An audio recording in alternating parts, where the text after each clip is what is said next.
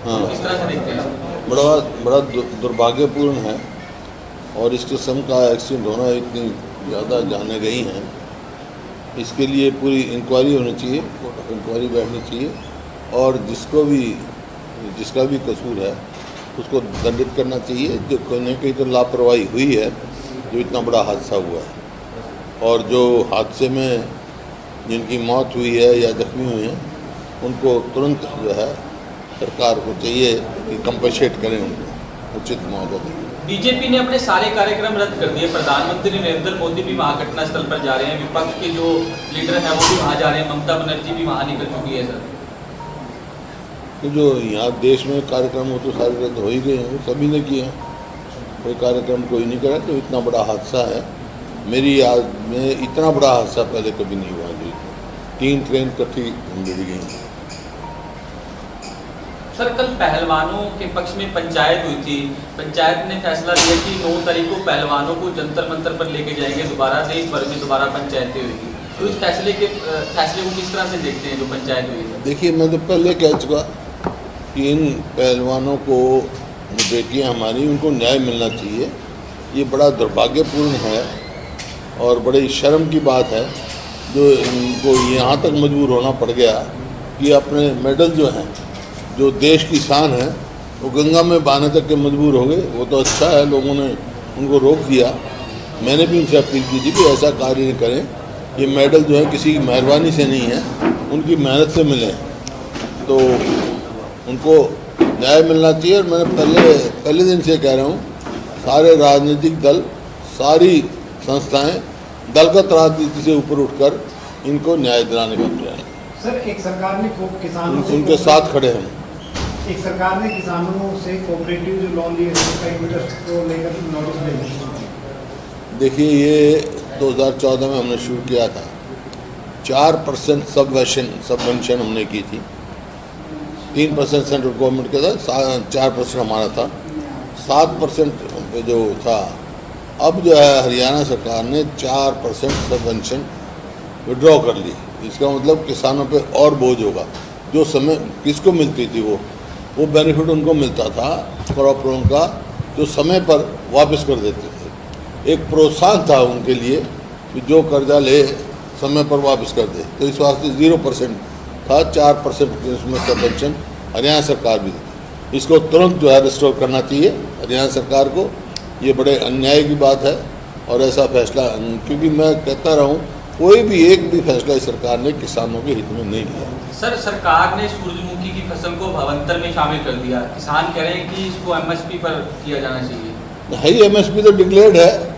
ये तो एक मतलब MSP ना देने की वजह से इन्होंने किया है। भाई MSP का मतलब क्या है? मिनिमम सपोर्ट प्राइस बाध्य है सरकार देने के लिए। अब इसको भावांतर में डालना है, क्या मतलब? भावांतर में तो वो डाला जाता है जिनका MSP डिक्लेयर्ड ना हो। जब ये MSP दे रखी है तो MSP भी खरीदना चाहिए। कहीं अगर कम सस्ती बिकती है या कंपनसेट करना है तो सरकार को आगे करना चाहिए, किसान के साथ नहीं। अब 6400 रुपये भाव है उसका, MSP है, और किसान मजबूर हो रहा है 4,000 प्रति क्विंटल बेचने में, और ये भावांतर फिक्स करें 1,000 रुपया प्रति क्विंटल। इसका मतलब 1200 से लेकर 1400-1500 रुपये किसान को घाटा हो रहा है, उसकी तो लागत पूरी नहीं हो रही। तो ये गलत है। जो MSP का मतलब मिनिमम सपोर्ट प्राइस है, कोई मैक्सिमम रिटेल प्राइस नहीं है। वो उसका हक है किसान का, किसान को हक मिलना चाहिए। तुरंत इसको भावांतर से बाहर निकालकर MSP खरीद करनी चाहिए सरकार। सरकार हैपन के जरिए इसकी खरीद करवाने की सोच रही ताकि रेट बढ़े, तो सरकार को उस वक्त रहते हैपन को जिम्मेवारी नहीं सोचनी चाहिए? नहीं, सरकार को खरीद करनी चाहिए ना, इसमें क्या बात है? इसको तुरंत MSP है भाई, मिनिमम सपोर्ट प्राइस है। मिनिमम सपोर्ट प्राइस का मतलब होता है कम से कम इतना मिलेगा किसान को, उससे ज़्यादा मार्केट प्राइस हो तो ठीक है, सरकार बाध्य नहीं है। लेकिन अगर भाव गिरते हैं तो सरकार बाध्य है उसके लिए। 5 अप्रैल महीने का जो बेमौसमी बारिश और ओलावृष्टि का मुआवजा मई महीने में दिया गया, उनका साफ तौर पर कहना है कि अभी तक की सरकारों द्वारा इस तरीके का जो है वो फैसला नहीं लिया गया। कई महीने गुजर जाते थे, उसके बाद मुआवजा ये तो कई साल का नहीं मिला अभी तो इनको। 2-2 साल के पेंडिंग पड़े हैं। 17 लाख एकड़ क्या नाम खराबा हुआ है, नुकसान हुआ है किसान को, और मेरे ख्याल में 3 लाख एकड़ का भी नहीं दिया, 67 हज़ार या 68,000 एकड़ का कुछ मुआवजा दिया इन्होंने। वो कह रहे हैं कि पहले की सरकारों से हमने ज़्यादा मुआवजा दिया उड़ा था। ज़्यादा कैसे दिया भाई, बताइए कैसे ज़्यादा दिया? नुकसान ज़्यादा हुआ है तो इस वास्ते दिया, नुकसान ही नहीं पूर्ति करी तो अमाउंट थोड़ा देखा जाता है। अब ये तो ये कह रहे हैं कि मैंने पढ़ा था किसी का बयान, अगर पहले की सरकार में हमारी कांग्रेस की सरकार की बात कर रहे हैं कि 25 पैसे और 2,000 मिलते हैं। इतनी गलत बयानी ये करते हैं। ये पैसा जो है 25 पैसे 2 रुपये मुआवजा कब मिलता था जब इसके दादा की जो डिप्टी चीफ मिनिस्टर इनके दादा मुख्यमंत्री थे और बीजेपी के समर्थन से गवर्नमेंट बनी हुई थी। जब हमारी 2005 में हमारी गवर्नमेंट बनी उस समय के बाद तो हमने फिक्स कर दिया कि 250 रुपये से कम चेक नहीं जाएगा। इन्होंने उसको 500 बढ़ा दिया, लेकिन लागत इतनी बढ़ा दी किसान की, उस टाइम पैसे का वैल्यू गिर गई। तो ये तो इनके समय का काम है। बीजेपी की समर्थित इन लोगों की सरकार थी जब ये 25 मिलते थे तो ये बात कह रहे। अम्बाला बाई इलेक्शंस को लेकर सर कितने तैयार है कांग्रेस पार्टी? अनिल विज का कहना है कि हमारे कार्यकर्ता तैयार है, लेकिन कांग्रेस के कार्यकर्ता बैरक में चले जाते हैं क्योंकि चुनाव। हम तो तैयार हैं, आए ना, आए जल्दी कराएं चुनाव। कांग्रेस का संगठन अब तो स्टेट ने कराना है, तैयार हैं हम, चुनाव कल कराएं। तो कांग्रेस का संगठन तैयार नहीं हो पा रहा है सर। कई डेडलाइन आपने दी, आपके साथ अध्यक्ष जी भी होते थे, बता दें। नहीं, कोई डेडलाइन नहीं दी, हमने कहा जल्दी होगा, जल्दी हो जाएगा। सर एक सेकुलरिज्म को लेकर चर्चा हो रही है। राहुल गांधी ने मुस्लिम लीग के बारे में कहा है कि वो सेकुलर पार्टी है। हाँ। क्या आपको लगता है सर इस टिप्पणी को आप कैसे देखते हैं? देखो, कोई भी पार्टी कॉमनल होगी तो पार्टी रिकग्नाइज नहीं रह सकती।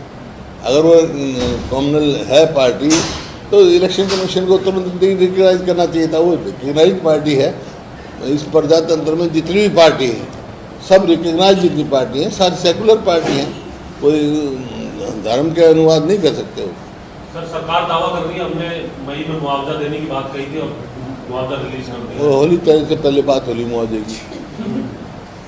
सर राजस्थान में मुआवजा 17 लाख एकड़ का खराबा हुआ है और मुआवजा कुछ हज़ार एकड़ का दिया इन्होंने। सर हम कर्जे की बात करते हैं, लेकिन आपने अभी एक संकल्प पत्र जो है वो जारी कर रहे हैं आप। अगर वो जारी होगा तो और ज़्यादा कर्जे का बोझ बढ़ सकता है। 6,000 रुपये पेंशन और जो दूसरे दावे आप कर रहे हैं उससे तो और ज़्यादा। वही तो मैं कह रहा हूं, इन्होंने कुछ किए मगर इतना कर्जा कर दिया। हमने तो करके भी दिखाया और जब भी कर्जा इतना नहीं हुआ था, क्योंकि इनकी जो सरकार जो है हरियाणा सरकार विफल सरकार है। कोई भी विफल सरकार होती है वो सिर्फ कर्जा ही बढ़ाने का काम करती है, तो काम तो करते नहीं। तो सर इसको लेकर एक्साइज में मतलब हज़ारों करोड़ का घपला है एक अकेले एक्साइज डिपार्टमेंट में, क्योंकि कितनी इनकी बॉटल बनती हैं, कितनी बाहर एक्सपोर्ट हो रही है, स्टेट से बाहर जा रही है, कितनी बाहर जा रही है, कोई रिकॉर्ड नहीं इनके पास। हिमाचल सरकार सर 110 रुपये प्रति लीटर जो है सरसों का तेल दे रही है सर, और सरकार ने फैसला किया है। इसे हरियाणा के लिए आप क्या कहना चाहेंगे? हरियाणा हम तो पहले देते थे, कांग्रेस की सरकार सस्ता तेल देती थी, सस्ती दाल देती थी। दाल का प्रति किलो इतना था, 20 रुपये से ज़्यादा नहीं मिलेगा। ये कोई वो थोड़ा ही है। हुड्डा साहब, SYL का पानी हरियाणा हिमाचल के जरिए लाने की कोशिश कर रही है। 5 तारीख को बैठक भी है मुख्यमंत्रियों की दिल्ली के अंदर। ये प्रदेश के साथ एक और धोखा होने जा रहा है। जब एक SYL का तो मुद्दा जो उच्चतम न्यायालय है देश का, सुप्रीम कोर्ट है, वो फाइनलिटी है और रोज का। असेंबली में मेरे को आश्वासन दिया गया था कि हम एग्जामिन कर रहे हैं, नहीं हम कंटेम्प्ट ऑफ कोर्ट करेंगे। क्यों नहीं करें कंटेम्प्ट ऑफ कोर्ट? अब ये नई बात कह रहे हैं, उलझा रहे हैं मामले को। ये जो हरियाणा के हितों को डाइल्यूट करने की बात है। तो स्कूलों की जर्जर हालत को ठीक करने के लिए स्कूलों की जो जर्जर हालत है, बिल्डिंग्स की जो जर्जर हालत है, उसको ठीक करने के लिए 20 करोड़ का टेंडर जो है वो पास कर दिया गया है। आपने कल कहा था कि जो स्कूलों की हालत है वो बड़ी खस्ता है। तो खस्ता नहीं है, 8,000 कुछ कमरे तो चाहिए क्लासरूम, 3-4 हज़ार कमरे दूसरे चाहिए। इनको क्या है, जो इनका तो एक फार्मूला है भाई, कमरे बना नहीं सकते, स्कूल को हालत ठीक नहीं कर सकते, स्कूल बंद कर दो, 5,000 स्कूल बंद कर दो, मर्जर के बहाना लगा के। तो काम है जितने, जब ये स्थिति हो गई है, टीचर भर्ती करते नहीं, स्कूलों में जाओ तो मास्टर नहीं, अस्पताल में जाओ तो डॉक्टर नहीं। ये परिस्थिति है, सबको मालूम है। जब भी सारे वर्ग इससे विमुख हो चुके हैं। भर्तियां लगातार जो है वो जितनी भी भर्तियां सरकार द्वारा की जा रही है अमूमन मैक्सिमम भर्तियां जो है वो हाई कोर्ट में उनको जो है वो एक तरीके से ठहराव मिल जाता है। हाल ही में HCS की भर्ती को जिक्र करें वो तो सबसे बड़ा धोखा है। देखिए, पेपर लीक का जो है दूसरा ये मतलब हेरा फेरी का एक जो है ना, पेपर लीक की वजह ये कर दिया कि तो 32 नहीं 38, मैंने पहले 32 कहा था, लेकिन मैंने अब पूरा ऑथेंटिक उस पर कह रहा हूँ, 38 सवाल यूं के यूं रिपीट कर दिए। ये कोई वो नहीं है, मेरिट का टेस्ट नहीं है, ये क्वालिफाइंग टेस्ट है। क्वालिफाइंग का टेस्ट मतलब ये है कि आदमी को इतने नंबर लेने पड़ेंगे। तो दोनों आदमी मर गए। जिनको पता लग गया पेपर लीक के द्वारा जैसे होता था, पहले बता दिया भाई इतने 38 सवाल रिपीट होंगे, वो तो सारे पास हो जाएंगे। जो जेन्युइन है बेचारा, वो क्या करेगा? वो अगर बाई चांस 35 सवाल इनमें से कर देगा, 50 कुल करने होता तो क्वालिफाई नहीं करना पड़ेगा। मतलब जेन्युइन आदमी मारा गया और दूसरों को फायदा। तो ये तो एकदम कैंसिल कर देना चाहिए। मैं पढ़ रहा था आज अखबार में, कह रहे 19 सवालों को हम निकाल देंगे। इसका मतलब जो जेन्युइनली सोचता था, जिसने कोई हेराफेरी नहीं करी, बेचारे 35 सवाल उसमें तो कर दिए, वो तो मारा गया बिना बात। साहब, अम्बाला की जो लोकसभा सीट है रतनलाल कटारिया जी के आकस्मिक निधन के चलते खाली हुई है, नियम क्या कहता है? मतलब इस सीट पर क्या उपचुनाव होना चाहिए? अगर होना चाहिए तो कांग्रेस कितनी तैयार है? नियम के अनुसार होना चाहिए। कांग्रेस पूरी तरह तैयार है। अब डिपेंड करता है चुनाव कराना स्टेट गवर्नमेंट पे। स्टेट इलेक्शन कमीशन ने तो डिक्लेयर कर दी, वैकेंट सीट कर दी हो।